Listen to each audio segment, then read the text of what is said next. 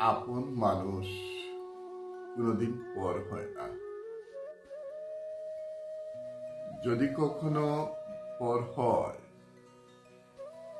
তবে বুঝে নিও সে কোনোদিন তোমার আপন ছিল না।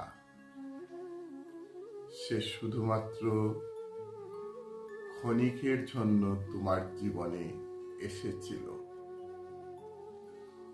যে আপন সে কোনোভাবে তোমাকে ছেড়ে চলে যেতে পারে না।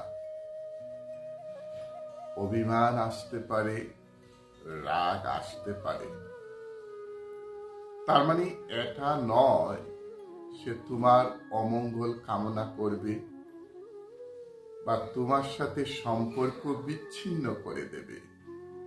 সে শুধুমাত্র এসেছিল, চলে গেছে।